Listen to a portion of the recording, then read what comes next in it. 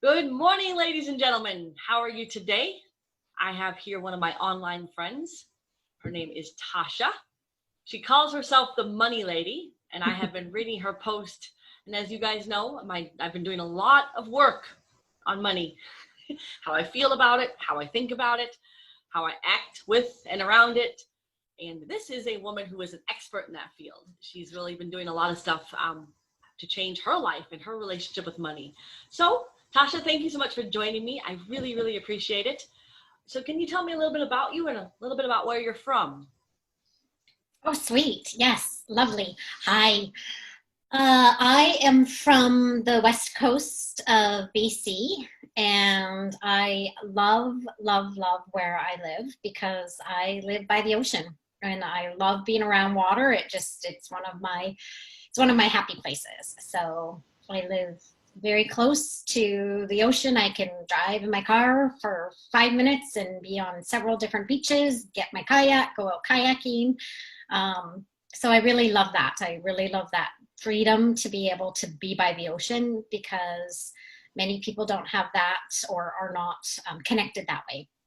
So They say the air is much better to breathe, a lot more oxygenated there. So maybe that's why I love it. There's something about watching and seeing the ocean. So yeah. Uh, I am called the Money Lady. Yes, you or are. actually, I call myself the Money Lady, and people will take suit with that. And I think the reason why I call myself the Money Lady is because I love to talk about money. It's one of those things. I could talk about money nonstop for hours and hours and hours, but I'd much rather have a conversation with people about it because I like to connect with people. Um, Connecting and having that synergy really works so we can build off of each other and build our ideas and that sort of thing. But, yeah. Wonderful. So why is dreaming so important to you? We're going to kind of shift a little bit from the money and then come back to it. I think that's a great idea because I can weave dreaming into money. You can breathe dreaming into money. Okay. weave, weave Oh, you dreaming. can weave it. So weave dreaming into money. Okay. What does that mean? So what I mean by that is dreaming is extremely important for us. One of the things about myself is I am a very practical, objective person.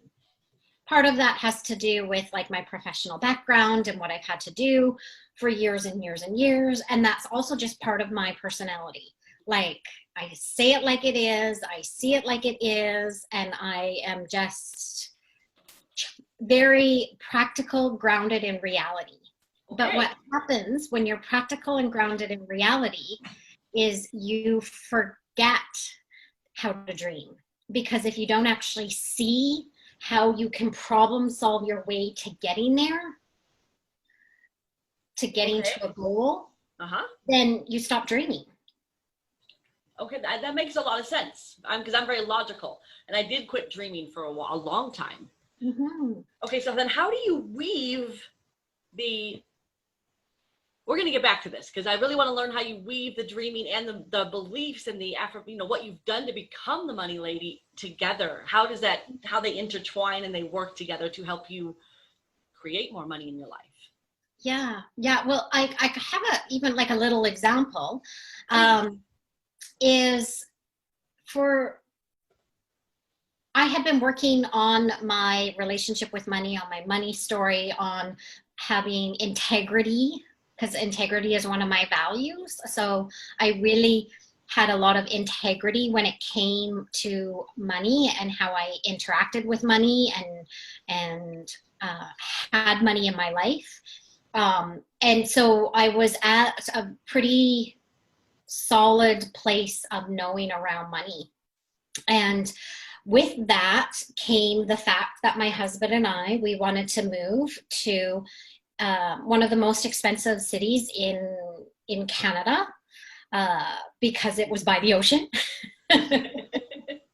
It's also warm for Canada.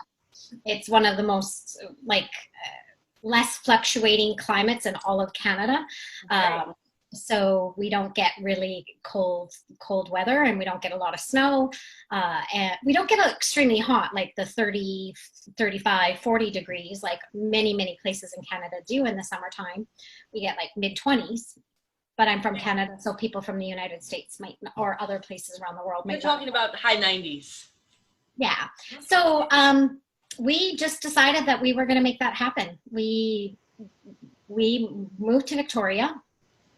Neither of us had any jobs, but we just really had that dream in.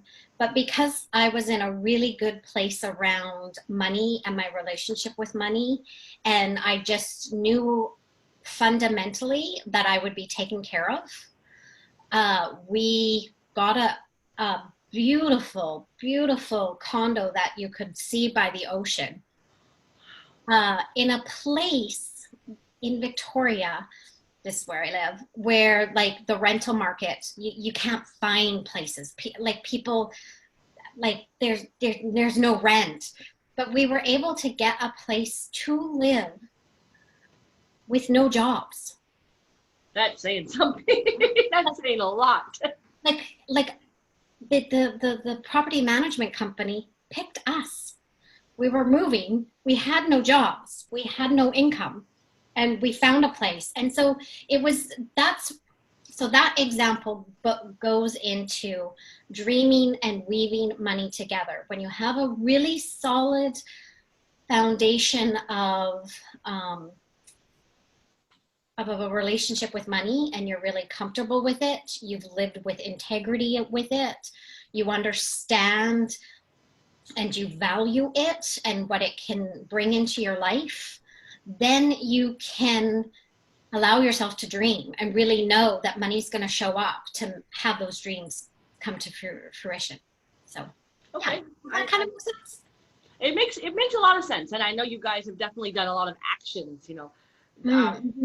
One thing I want to definitely ask you: what did you guys take action? I mean, you dreamed on, that was one wonderful, huge level, but then were there actions that you incorporated into that whole process? Were you guys here now looking for jobs, doing what you could to start moving forward? Simply because I believe in the secret. I think it's an amazing thing. However, you have to add into that dreaming a lot of action, not stressed action, but action, in order for it to come together. And were you adding action into those dreams of we're moving to Victoria? Yeah, definitely. And I think what the piece around that is, we had added action for a good 10 years prior. And why I mean that is because we had built that foundation. We had built a foundation of living with integrity, with money. We really understood the dynamics around money, about income coming in, all of that. And why that happened for us is we were living overseas, and we had a house in Canada. We were renting a house out in Canada. We were making overseas wages, which is not very much compared to a Canadian mortgage. We loved where we were living. We loved what we were doing. You mind if I ask where you were? In Costa Rica. Okay, understand. So we loved it. And then our renters stopped paying our rent in Canada and destroyed our house. And so we were stuck at some crossroads because we had no savings. We weren't making enough money to pay a Canadian mortgage and to live in Costa Rica, living off of Costa Rican wages. And we had debt. We had a lot of debt. And we had to stop living overseas. We had to stop living in Costa Rica. So we came back to Canada, and we both made a commitment that we didn't want to be tied down and stuck with debt. We did not want that anymore, and we really wanted to live a life of freedom. And how to live a life of freedom, to make those choices that you want, to be able to dream, to be able to do things really you need a solid foundation with money and a real great understanding, and you can't have any debt. Like you can't. Debt really limits you in the practical sense, and limits your ability to dream, limits your ability, because you're always like, okay, when I gotta go put money here and I gotta put money there. And so we really strongly worked at getting out of debt. That was a huge thing.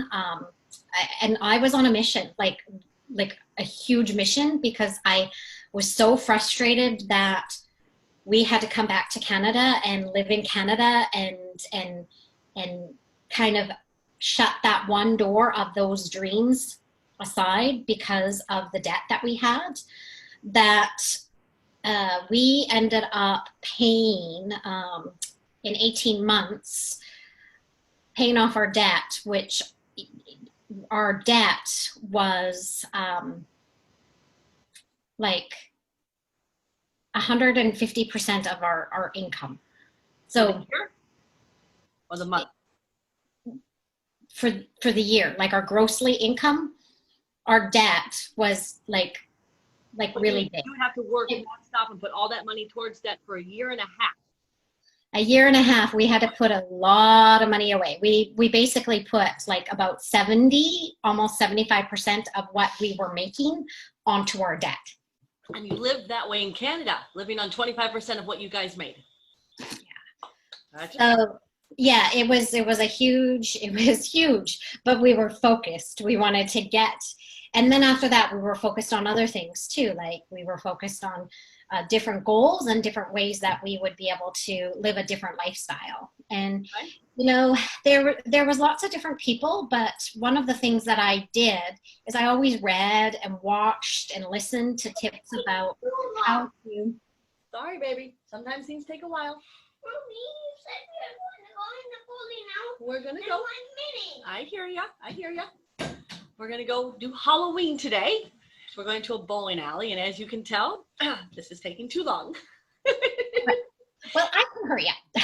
Yeah, well, kids just, you know, kids' timetable is much different than ours, you know, with the adults. Okay, so I want to narrow in on a few things, just if you don't mind. Perfect. Okay. One of the biggest things is, have you always been this way about money? How did you shift your way of looking at money and how you manage it and stuff? I know you guys ended up with, I'm just gonna sit. Would you be okay if I said you had about $100,000 worth of debt? Not quite $100,000, but it was around 60,000. Yeah. Okay, so you had $60,000 worth of debt together that you as a family had come up with. Where were you when you created that debt, and how did you shift? I mean, now you're calling yourself the money lady. You've paid off that debt. You've obviously done some crazy things to change the outcome of your life. So now you're no longer hauling those big, you know, luggage pieces around with all that debt. What did you do to reach where you are now? And where were you to come up with $60,000 worth of debt? I mean, that's not unusual. That's sadly mainstream. Yeah. Here in America, it's very mainstream. You talk to everyone, and everyone has so much debt. It's like giant, huge piles of stress on their shoulders because they have stuff now. You know, I've got a metal cup. Woohoo! But that metal cup cost me $20, and because of that, I had to work this to get that. How did you change being mainstream to being where you are today? Oh, okay. Well, I think the huge piece is because I don't like to feel weighed down. I don't like that. I hate that. I don't like to have that stress and that energy of, oh. That's the perfect that's the perfect feeling for it too. Yeah, I don't. We just didn't. We were like, no. So we had to do some learning and some education around the fundamental basics of money. And I think for anybody who is watching this and you have massive debt, money manifestation and money abundance and changing your story and your relationship to money, That's really important. Why? What makes it so important? Well, it's really important because it helps you become a little bit more aware of your spending habits. It helps you become a little bit more aware of your emotions that are attached when it comes to money. It's that, but it's not the focus. If you have massive debt, your focus is to get clear on your why. And I know we talk a lot in getting clear on your why is sort of like this catchphrase, but it's really important. Get clear on your why of why you don't want debt. Really get clear, and then be dedicated to getting rid of it. Because when you get rid of your debt, you have a lot more freedom, and that freedom comes from like a feeling of like, wow, like I can actually think about contemplating doing something that I wouldn't have been able to think about contemplating doing before, because the debt was weighing me down. So it's like this big cloud that stops your ability to dream. Like, it caps your dreaming. Like, you're done dreaming because your debt is like the reality. It's like you're fogged in.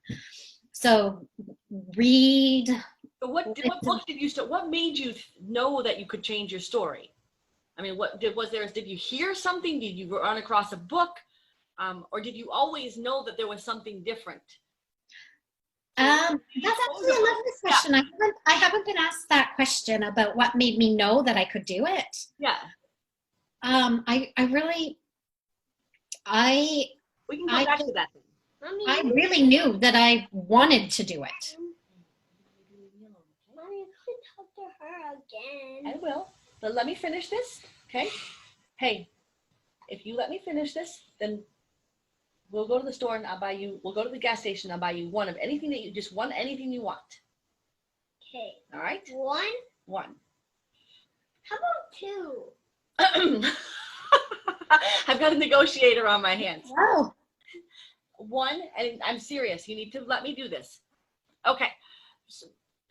Because I know I used to have like $400,000 worth of debt. But I was a real estate investor and things were very different. And you were right. You can't dream when you have that much debt. And I knew I could change that because I was in the Tony Robbins world and I was interacting with people who showed me and said, hey, that doesn't have to be this way forever. So I'm going back to the same question. How did you know that you could change it? Because so many people, they have no clue. They know that this is their reality, and for them, it's their only reality. I think maybe that's because fundamentally I don't want this reality. There was like an internal knowing that we don't have to have this reality. Like, just like, no. Like, practical steps, there's an ability to make changes. And just this internal, no, like, this is not my life. I'm not doing it anymore. I like, refuse no. to accept this. I refuse. Like, no. And then, of course, once you kind of make that decision, it's like weight loss. Some people really struggle with weight their entire life until they say no more. Like, no, I'm not Yep. I'm not doing this anymore. I want to feel better. I want to do different. I don't want the stress and the frustration. Yeah, I get some gratification from like, for people that, I get gratification when I go on that 2-week vacation that I've charged on my credit cards, and yes, it's fun and it's lovely, and oh yeah, we'll go on that extra and we'll top up that little tour excursion thing on our credit card, and then we come home and now we have this massive credit card debt, and we're like, oh. The reality hits. But really, the reality was always there.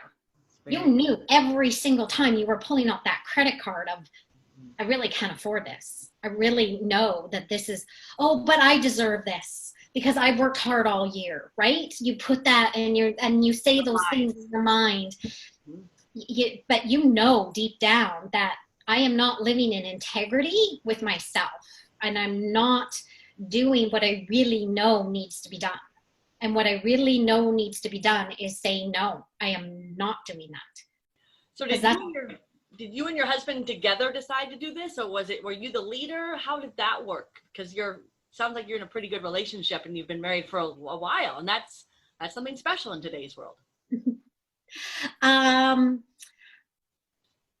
It was definitely a joint effort. He is a very frugal person, and so he does not mind not spending money. I was the person that would spend more money, and he supported me in my vision because I was more of the vision person and I was more of the practicality numbers. It was really like I had the support. He was like, okay, if we're not going on the vacation, we're not going on the vacation. But if that meant that this vision could happen where we could go on vacations and not have that stress about it, then let's do it, right? Yeah. So what were some of the tools that you started putting into place to help you reach where you are now?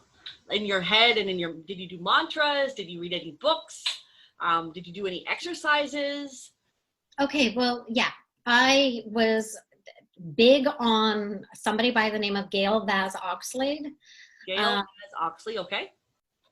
She had some shows. One was called Till Debt, DEBT, Till Debt Do Us Part. And she was fabulous. I watched every single show that I could get on her because this was, not when there was podcasts and YouTube and stuff like that. There was shows like Money Moron that she had done, and The Princess. And she just basically talked about practical steps around looking at your money and breaking it down into a budget. She also was like, very blunt, very straight to the point, very like, you got to make more money if you have this much debt, because if you have this much debt and you break it down and you're only putting this much on, you're going to have that much debt for 10 more years. Or you make more money, figure out a way to make more money, just do it, right? So she was really good that way. Susie Orman, love her because she's very much about empowering women to really take a look at themselves and their financial awareness. Dave Ramsey was also another person that I really looked at and listened to. Over the years, my money mentors, like in the big world, have changed a little bit. One of the persons I really admire right now is Barry Tesler, because she really talks about the feelings around money. She really helps you unravel your money story. So she's really good that way because it can just help us think a little bit more in depth about money. Yeah. Okay, wonderful. Thank you. I know I'm trying to go deep on it because I think it's fascinating. Like I said, I could talk about this for hours. Gotcha. We can have a 12-hour marathon podcast. I hear you. So you had mentioned something. You said that one of the people that you followed, I think it was Till Debt Do Us Part, is that you had to make more money. And I know there are so many people who are, myself included, it's like, what else can I do to make money? What did you guys figure out to bring up your income? Because there's only so many hours in a day. Yeah, back then we delivered newspapers. What is back then? What years were this? Oh, what year was it? I think it was 2006. Okay, so you guys started delivering newspapers. We would deliver newspapers. We would use coupons, because part of what, like, make money, not spend money, kind of all twist together. Like, I firmly believe it's not about how much money you make, it's about how much money you spend. Mm-hmm. Like, really, like, you can live off of so much less, like, if you're really focused and dedicated. And we lived off of a lot less. Like, for that 18 months, like we slept on a mattress on the floor. Like that's what we did. We slept on a mattress on the floor. Like hand-me-downs to my daughter, you know, for we lived frugally. Like really we did. But we also like for a bit of time we would have a student come and stay in our space, and we hosted a student. I picked up an extra job off the side and worked that extra job. We didn't use as much money in transportation. We're a one-car family. We still are a one-car family, and we just have to plan and negotiate a little bit more around that, and busing, but mostly it was biking or walking. But you only had to do this for 18 months, so it wasn't like for the rest of your life you're going to have to live this way. However, you do have to, once you've got the debt paid off, you've got to keep it off. So that's a whole nother. And that's true. And I think one of the biggest pieces that as Oprah says, what I know to be true, you know, and she says this in her magazines, and it's a big, so what I know to be true is that it's not about how much money you make, it's about how much money you spend. I know this to be true. Oh, I agree with you. Right? And so for all of those who may or may not have some debt, and maybe they have a little bit of extra money, track it, because you spend it if you don't track it. Spend it if you don't track it. You spend it if you don't track it. Okay. And do you have any suggestions of how we can? I need to finish this call. Do you want something from the gas station? You need to leave me alone. How do you track it? Do you have any sort of tips or tricks that you could share with us of how you track your money? Do you, like I've read the envelope thing where you put this much money in the envelope and that's all you spend on groceries for the month? Actually, that's what we did for those 18 months. That's what we've done pretty much our entire. Was the envelope thing. Now, how do you do it in the world of credit cards? You don't use your credit cards or whatever. You just don't. You pull out cash and you put that cash in the envelope, and that's what you spend even today? Oh yeah, we fluctuate. Well, actually, not even today because of COVID-19. So you're not using your cash, but prior, yeah. Cash out, they look at you like, what's that? You know, this is that old stuff that used to be. Mm-hmm. So there are newbie tips, right? But I don't agree with them. And I know that sounds like there are apps that you can have that, you know, you put things in and they'll calculate it for you. But I think what happens when you get something that's the easy, like I'm all about easy buttons. Like, trust me, I really am. I like things to be easy, but if you are trying to figure out how you're spending your money, and if you want to be accountable to spending your money, you need to put some time and effort into that. It doesn't have to be a lot of time and effort. It can be 5 to 10 minutes every single day. That's not a lot of time and effort, but you need to do that. And what do you do on those 5 or 10 minutes? You track, what did I spend today? What are my expenses this week? What are my expenses over the month? Like, plan, think ahead, and track. Like, oh, I just went to the gas station and bought my son a toy or something. Write down that $1.50. Write it down. Pay attention. Keep it going. So that's really hard to do when you have a credit card. So what I recommend for people to do every single time they have a credit card, when they come home, they transfer their money from their bank account onto the credit card. Okay. Every single day, like, transfer it. Don't use your credit card, use your debit card. I'm sure people have debit cards, but every single day at the end of the day, open up your account and look at it. Oh, I actually spent $15. Like, whatever it might be, because you forgot that your payment for your Spotify account or for your something is coming off, right? So you have to really pay attention to the little numbers as well as the big numbers. Yeah, those little numbers can nail you. Okay. And then, so tell me about, I've read about, you do a money cleanse or something? What is that? I think a money cleanse is a great idea. So a money cleanse is just like, what that is is where you get really dedicated that for 1 week, you are not going to spend money. Sometimes that cleanse is too big. Some people can't even fathom thinking about it. But why I suggest for people to do a money cleanse is because it gets you very conscious of those subconscious patterns of spending that you have, subconscious patterns of what you do in your life that you don't need to do in your life when it comes to spending your money. Okay. Does that make sense? Yeah. It makes a lot of sense. I'm incredibly good at not spending money.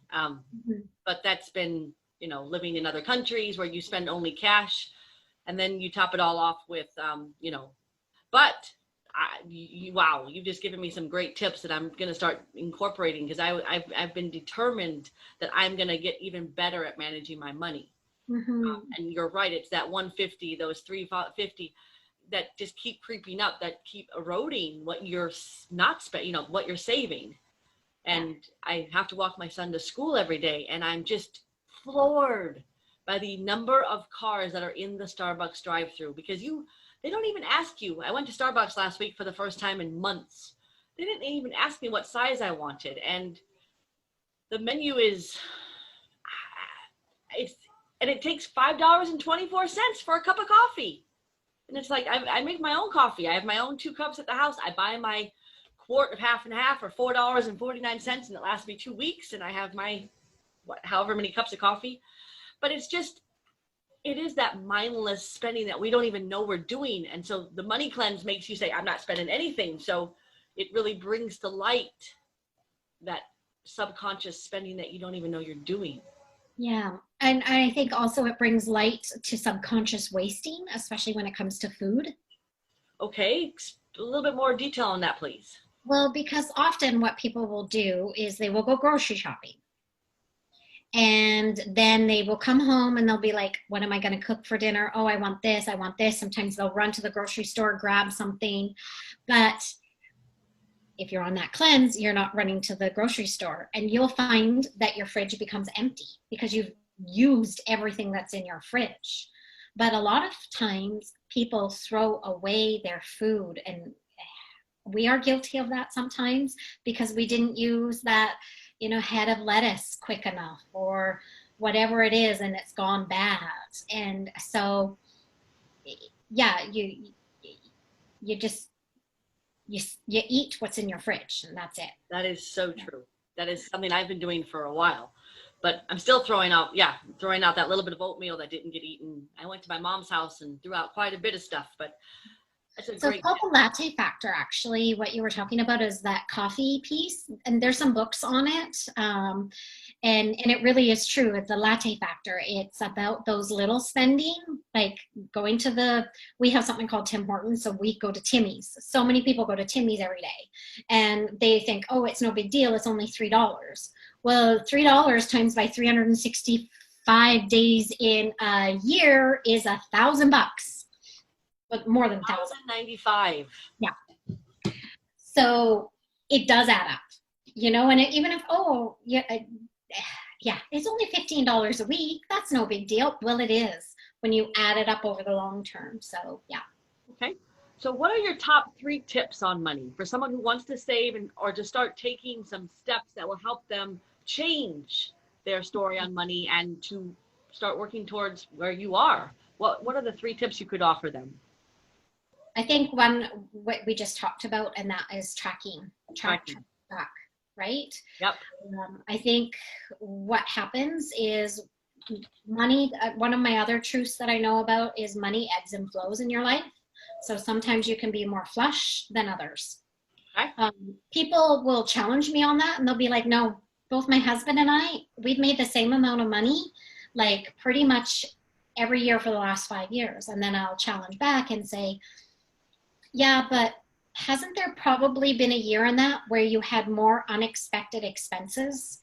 Like your car broke down, your air conditioning or your furnace went, your dishwasher, hot water tank, something didn't work. You had an unexpected bill that you didn't know about. Wasn't there a year? And they'll pause and they'll say, yeah. And I was like, exactly. So even if you might have made the same amount of money every year, it ebbs and flows in terms of how much you have to spend and how much is coming in, that kind of thing. So why I'm bringing that up is, again, tracking your expenses, even when you are in the flow is coming to me and we're making lots of money, because you can end up spending lots of money and go, where'd it go? What? We had the best financial year of our lives this year. Where did it all go? Right? So yeah, and if people find that onerous, think of it as being in part of an integrity of yourself. Like, just really think of the value that puts you as you're living with integrity. Okay. All right. And so that's one tip. The envelope tip, definitely use the envelope tip. Some people do it in jars. Some people get little mason jars so they can see it. So envelopes, mason jars, but whenever you take money out, you always put what it was for. So like that's a piece of the tracking. So that's another tip.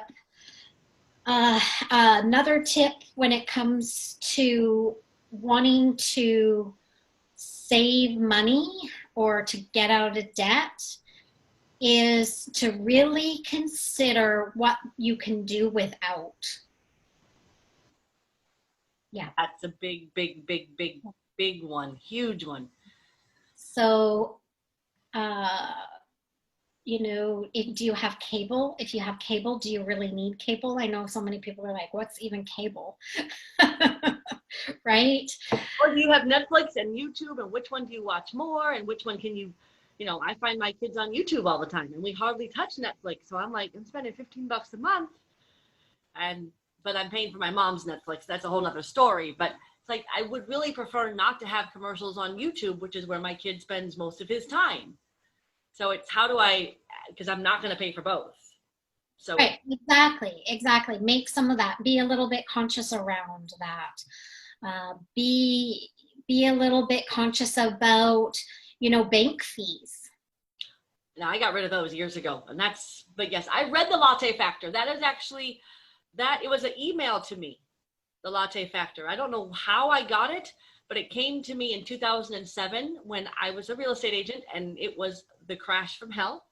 I couldn't give a house away. It was probably one of the hardest years of my whole life. I went from making $250,000 in 2006. $249,000. I had that slip because when you worked for Remax, they put how much you'd made year to date, and I think I made $60,000 in 2007, something like that. It was brutal. But I read the Latte Factor, and I sat down and I did every single step on that email. I went through all my subscriptions. I quit eating and drinking out. The list and that was where I started to see the power of cutting out those pennies.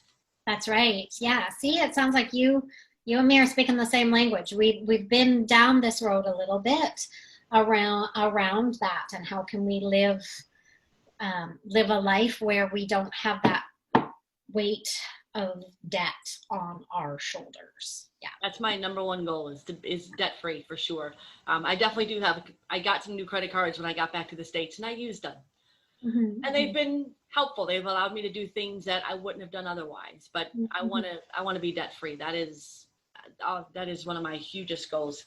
And then have this house paid for, and then this will just be income or living almost for free, and that's huge too.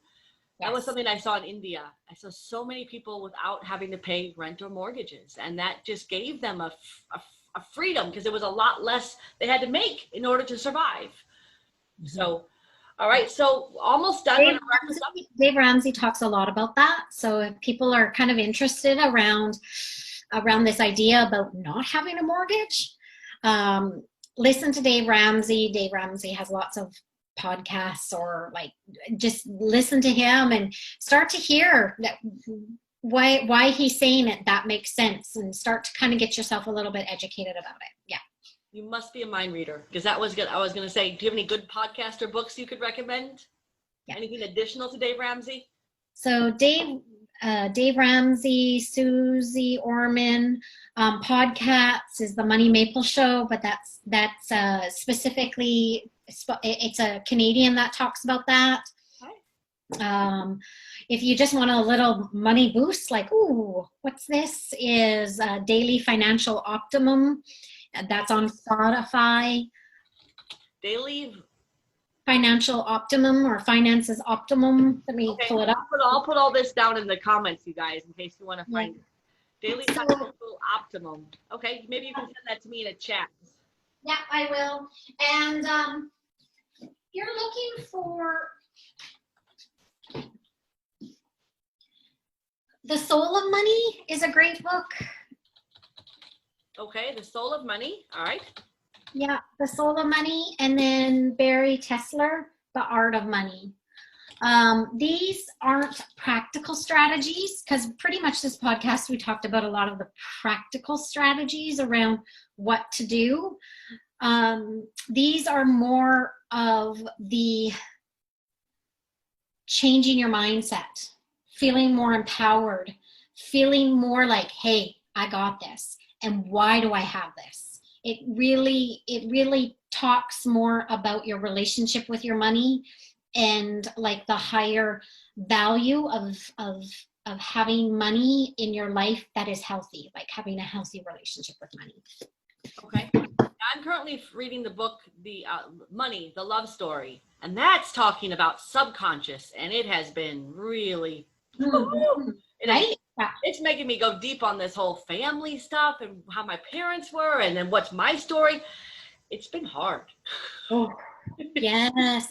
Yeah, I wrote money stories, my money story many times, because that is so deep. It's deep work. Like, it is deep clinical work where you unravel your money story and you start to play with it and your limiting beliefs around money and where do they come from and your interaction. And then after you peel out that one layer, then a whole other one comes up and you're like, crap, I didn't know that.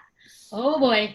And then you have another way where you have to deal with it and unearth it and stuff. Yeah. It's not an easy journey, but I'm looking very forward to upping it, because I can already tell just from working on it for the last couple of weeks how much I've shifted on how I think about it. Because I did affirmations. Money's flowing to me in oceans of abundance. I've done that for years, and I've always had enough. But it's like, no, I want to go deeper. I want it where money just is. I've been listening to these women. That was one reason why I chose you to interview, is where money just, it comes because they do the work, but they believe it comes. And it's like, that's okay. We're following your footsteps. What did you do? I'm going to imitate and duplicate and follow those directions because you're teaching. So I can. No longer is it, I have to figure it out for myself. There's so much information out there. Oh, there's so much. Oh my goodness. Yeah. And I found that if I just, okay, step one, do this. Okay, let's do that. Step two. Okay, let's do the step two. And guess what? I can make stuff happen by just implementing it. Yeah. And I think one of the things that you have, and so anybody who's listening to this, know that you have a relationship with money. You do. It's a weird concept for so many. You have a relationship with money. And so you get to choose, do you want a really healthy, epic, awesome relationship with money? Or do you want a dysfunctional, almost abusive relationship with money? Like, what kind of relationship with money do you want? Because you do have a relationship with it. Great question. Something to think about. Yeah. All right. Well, Miss Tasha, where can people connect with you? Just my Facebook page. Okay. So I'll tag you in it so they can just follow the tag. Sounds great. All right. Well, thank you so much for your time and energy. Thank you for inspiring. I love reading your post, and I love that you're dreaming. And yes, you mean dream. And then implement. Yes, aligned action. That's another one of those key words, but it's so true. Aligned action. I like that. Yeah. Okay. All right. Thanks, Joy. Thank you. Have a marvelous day. Happy Halloween. All right. Happy Halloween.